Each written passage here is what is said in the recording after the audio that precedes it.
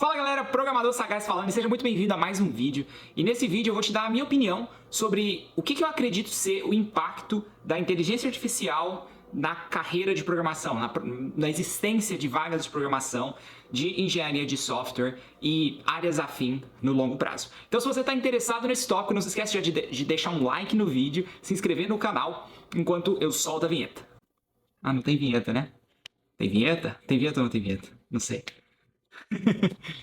E assim, eu sei que esse tópico já não é tão novidade assim, mas como eu fiquei 4 anos sem postar nenhum vídeo aqui no YouTube, eu acredito que ainda esteja em tempo de vir aqui falar desse assunto, até porque eu acho que com as novidades e com os lançamentos que a gente está observando nos últimos meses, eu acho que cada vez mais está surgindo a pergunta, e aí, ainda vai existir o trabalho de programador, de software engineer? Como que vai ficar a carreira para quem está começando hoje, ou para quem está pensando em começar ainda, né? Quais que são as oportunidades que vão existir, se é que vão existir alguma. E eu acho que esse assunto, acho que antes de começar, né, a gente tem que, sempre que a gente vai falar de evolução tecnológica, eu acho que a gente tem que olhar um pouco para a história. E historicamente, existe uma medida de tempo, né? Qual que é o tempo que você precisa pegar alguém de algum ponto histórico e jogar ela no futuro? Quantos anos você precisa jogar essa pessoa no futuro para ela ficar maluca de quanta inovação, quanta coisa diferente que ela vai ver? Por exemplo, se você pegar, né, volta lá para a pré-história e pega alguém e joga essa pessoa 1000 anos no futuro, né? Então, milhares de anos atrás e avança 1000 anos. Não vai ter tanta diferença assim na vida, né? Provavelmente você ainda vai ver o mesmo estilo de vida, com os mesmos a tecnologia e o jeito de fazer as coisas. Talvez você vai ver algumas ferramentas mais avançadas, algumas, né, não faço ideia, na verdade, o que você ia ver, mas com certeza a gente não espera ver nenhuma evolução espetacular nesses 1000 anos. Mas aí, por exemplo, quando você chega, né, Idade Média versus Revolução Industrial, né, já são algumas centenas de anos, mas você já tem evolução espetacular em questão de tecnologia, coisas que você faz, né, o jeito de fazer as coisas, a escala que você faz as coisas, você já começa a ter uma diferença muito grande, né? Então, às vezes, alguma coisa, por exemplo, quando alguém olha o primeiro carro, né, e pega alguém de 300 anos antes pô, carro? Como assim, né? Então, isso já fica uma diferença bem grande. Ao mesmo tempo, se você pegar um cara lá de 1950 e falar para ele que hoje você consegue, com um aparelho que está no seu celular, no seu bolso, ligar para qualquer pessoa do mundo e ter uma conversa instantânea, né, ao vivo, o cara vai ficar maluco. E então você já percebe que essa distância ela está encurtando de milhares de anos para centenas de anos, e eu arrisco dizer que a gente já está nas dezenas de anos. Então hoje, atualmente, é quase impossível, né? Qualquer pessoa que falar que tem uma predição acurada de como que nosso futuro vai ser daqui 10 ou 20 anos está mentindo, ou está de alguma forma iludido ou enganado. A grande verdade é que não dá pra gente saber precisamente como que a nossa tecnologia vai evoluir nos próximos 10 anos. Tem muita coisa incrível, muita coisa impressionante que a gente só ainda nem ouviu falar, mas que está sendo preparada e vai ser lançada. Coisas, por exemplo, né? Hoje em dia a gente já sabe que está em testes interfaces neurológicas para você interagir com tecnologia, né? Esse é um tipo de coisa que basicamente vai te dar o poder e a habilidade de interagir com tecnologia com a força do seu pensamento.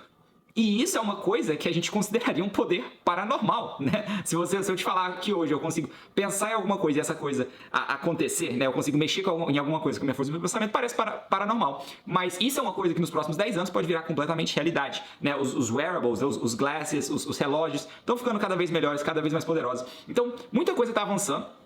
E aí uma dessas coisas que está avançando muito mais rápido do que talvez a gente esperaria nos últimos anos é a inteligência artificial. Mas olhando para isso tudo, né, historicamente, e aí olhando para o futuro, se a gente não pode prever o que vai acontecer, vamos tentar prever o que não vai acontecer. E uma coisa que eu tenho certeza que não vai acontecer, não vai deixar de existir, são produtos. Porque as pessoas elas vão continuar tendo necessidades, elas vão continuar tendo problemas, elas vão continuar tendo vontades, e elas, dado que você apresente uma solução por um preço que ela está disposta a pagar, ela vai comprar. Então, produtos vão continuar existindo e empresas que oferecem esses produtos vão continuar existindo. E quando a gente fala de produtos de tecnologia, a gente sabe que a gente precisa de código, a gente precisa de programação para construir esses produtos de tecnologia. Então, produtos de tecnologia vão continuar existindo. O que é que vai mudar, então, né? O que a gente pode pensar? O que na minha opinião agora, né, e agora entra no... eu já saí de uma coisa que... né, a parte de que produtos vão continuar existindo é um fato. Mas agora vai a minha opinião de como que eu acho que isso vai se desenrolar pelos próximos anos. E já está acontecendo, né? Isso não é uma coisa nova, mas assim, já está acontecendo, já está sendo acelerado, mas acho que pelos próximos 5, 10 anos a gente vai ver essa tendência cada vez mais. O que vai acontecer? Você vai ter programadores e software engineers se tornando cada vez mais produtivos, né? E cada vez mais tarefas mundanas, tipo...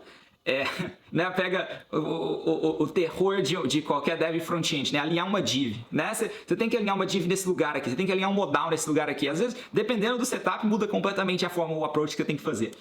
Então, esse tipo de tarefa mundana, pô, plota um modalzinho aqui, abre um popover aqui, faz uma transição dessa tela para outra. Esse tipo de tarefa, ele vai ficar cada vez mais e mais mundano, e cada vez mais e mais as tarefas e o código burro, boilerplate, que a gente precisa escrever para executar nossas tarefas, vai ser automatizado.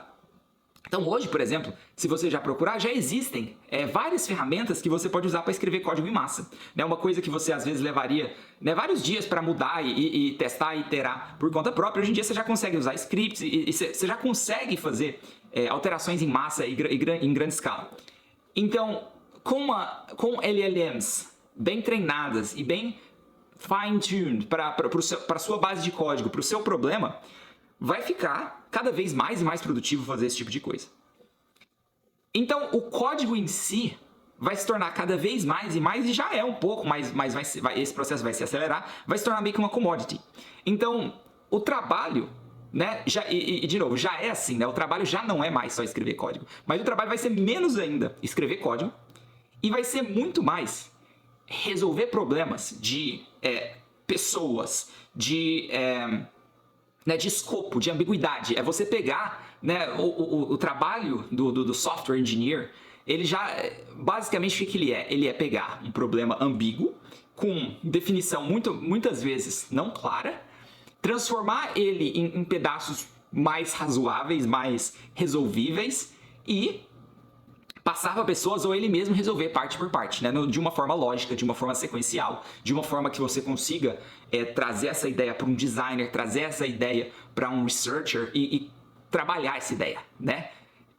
Então, isso já acontece, isso já então boa parte hoje em dia do trabalho do software engineer já é fazer isso. Mas cada vez mais o trabalho vai basicamente ser só isso. Então, o que isso vai implicar? Né? Quem é que faz hoje em dia esse tipo de resolução de problema ambígua? Quem é que pega problemas complexos e quebra ele em projetos e tarefas para outras pessoas? São os engenheiros sênior. Então, mais e mais, o que eu acho que vai acontecer é que empresas elas vão aumentar sua quantidade de engenheiros sênior e vão diminuir a quantidade de engenheiros júnior. Né? Engenheiro júnior pleno, ele vai ser cada vez menos necessário. E o engenheiro sênior vai continuar sendo tão necessário quanto, ou talvez até mais. Porque agora, você sai de um engenheiro sênior que ele tem uma capacidade de executar X, e se você está dando para ele, né? Muitas vezes você pensa isso, pô, se eu tivesse mais um engenheiro no meu time, mais 2 engenheiros no meu time, eu faria tal coisa. Imagina que agora você vai ter um LLM que vai estar deployed lá dentro da sua empresa, e que você pode passar uma tarefa para ela, mas não é uma tarefa que ela não vai ser um prompt que ela vai te responder one shot. Vai ser uma coisa que você pode ir lá deixar ela uma semana, um mês trabalhando sozinha. Imagina que louco. Então, esses engenheiros sênior, por engenheiro sênior que você tiver, você vai ter muito mais produtividade. Então, é bem possível que o resultado que um engenheiro sênior vai aumentar, os resultados das empresas vão aumentar. Então, na verdade, é possível que a demanda por engenheiro sênior aumente. É totalmente possível. Mas, nesse cenário, é bem provável que a demanda por engenheiros júnior vai diminuir bastante. E isso significa, para quem está entrando na área agora, que, basicamente, a barreira de entrada está cada vez maior. Então, não é necessariamente que vão deixar de existir todas as vagas e não vai ter mais programador, ou não vai ter mais software engineer, não vai ter mais pessoas trabalhando com código. Mas as pessoas que estão trabalhando com código vão ter que ser cada vez mais capazes de resolver problemas ambíguos e vão ter que se importar menos com detalhes de código, detalhes de implementação. Isso é basicamente minha opinião. Então, assim, de certa forma, se você pegar aqui o resumo dessa história, você vai ter menos engenheiro júnior e pleno, você vai ter igual ou mais engenheiro sênior. Basicamente, a porcentagem de engenheiro sênior vai aumentar. O nível mínimo de habilidade que você vai ter para entrar no mercado vai aumentar. E uma vez que você entra no mercado, a pressão para você entregar mais com menos também vai aumentar, né? Ou seja, basicamente, uma vez que você entra com 1, 2, 3 anos de experiência, você vai ter que estar conseguindo resolver problemas em escala maior do que você é esperado hoje. Eu acho, né? Então, isso eu acho que é um movimento que já estava acontecendo com o mercado, né? Já não é mais, né? Hoje em dia, a gente já não está mais naquele mercado em que você saber fazer um sitezinho, um WordPress já é suficiente para você conseguir sua primeira vaga. A gente já não está mais no mercado em que você fazer um curso de 3 meses online, que seja até um bootcamp, né, um curso mais intensivo, já não é mais suficiente para você conseguir sua primeira vaga. E a gente está vendo isso através de muita gente extremamente competente e experiente não conseguindo vagas. Então, isso já é uma realidade, isso não é uma novidade.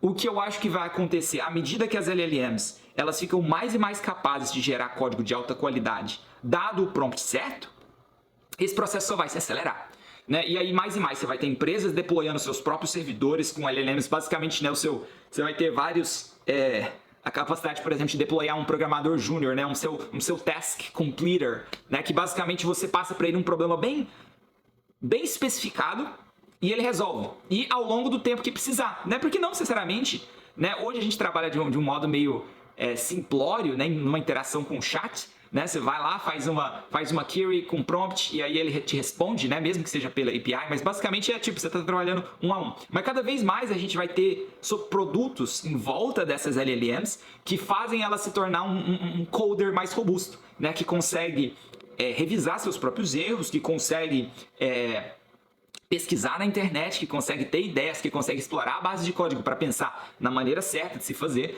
Então tudo isso eu acho que vão ser passos que a gente vai ver em breve e que vão se desenrolar dessa forma que eu falei. Mas isso é só uma opinião, eu acho que existem 1000 formas que isso pode se desenvolver, existem com certeza formas mais catastróficas que isso pode se desenvolver para o mercado de programação. Existe um mundo em que daqui 5 anos o programador sagaz não vai fazer mais sentido, porque basicamente tudo o código vai ser escrito por AI e não vai ter nem programador sênior, porque, enfim, o CEO já vai falar direto com a AI e ela vai resolver tudo, né?